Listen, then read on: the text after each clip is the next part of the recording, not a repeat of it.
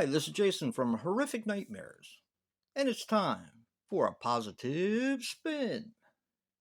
Today, we're going to be talking about The Haunting of Molly Hartley. Now, this is one I saw when it first came out, a long time ago, and I must have bought the previously viewed DVD from Blockbuster because it has a Blockbuster case. If that gives you the time that I actually watched this for the first time. Since then, I actually hadn't seen it until Joe brought it up. So I kind of was wondering whether this was going to be a good movie for Positive Spin.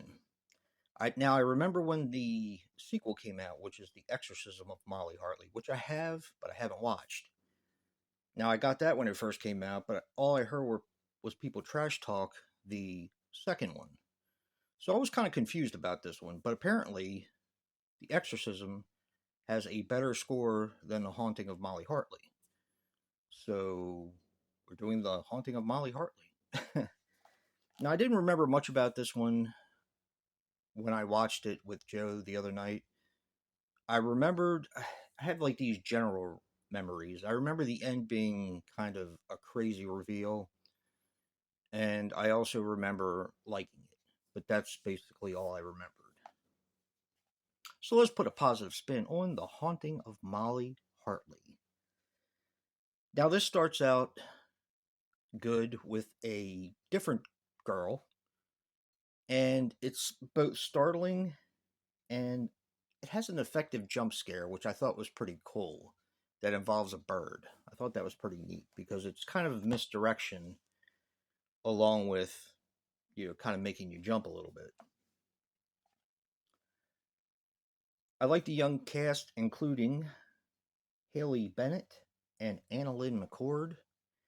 Now, the father played in a lot of stuff too. The one who plays her father, but I cannot remember his name. I believe he was in Wendigo with that Larry Fessenden directed.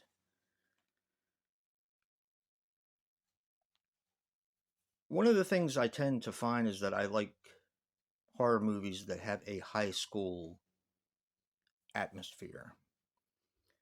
Kind of reminds me of some of the 80s slashers and stuff like that. And that's kind of what I kind of gravitate to, I guess. I like the backstory of the mom, and I did find out when I was watching the film that the mom, okay, we're going to get into spoilers here, but the mom is actually in a mental institution for stabbing the daughter, which is our lead character. But it's actually the mom on, or the ex-wife of Alan Harper on Two and a Half Men. So I thought that was pretty cool. I like how uh, mental illness can explain away horror, and that's just in general. Um, is it really happening, or is it something in your mind? I tend to gravitate towards those type of stories, especially in haunting sort of things. I just watched one. Can't remember the name of the movie now, but it had to do with dementia and is this really happening? Kind of sort of like the taking of Deborah Logan, where um, is it dementia or is this kind of stuff really happening? I like movies like that. I don't know why, but the complicated dynamic between Molly and her mom is pretty interesting because she does show up a few times in the film. Yeah, I'll leave it at that. I don't want to spoil anything. The religious undertones are pretty cool.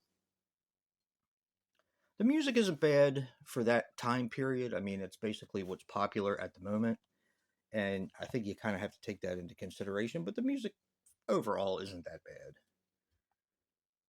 The acting is pretty decent, especially by Haley Bennett and her father as well.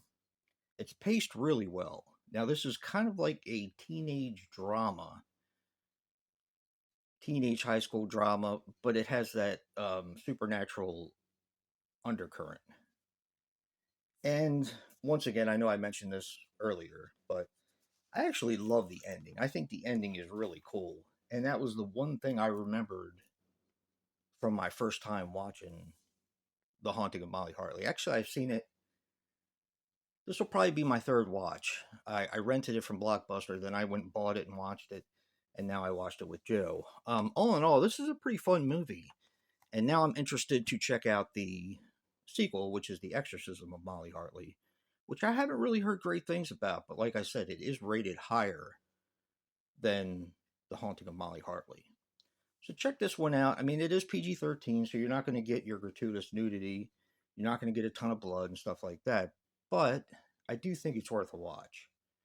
And don't forget to check out Joe's positive spin on The Haunting of Molly Hartley. If you like what you see in here, hit that like button and subscribe. And until next time, peace.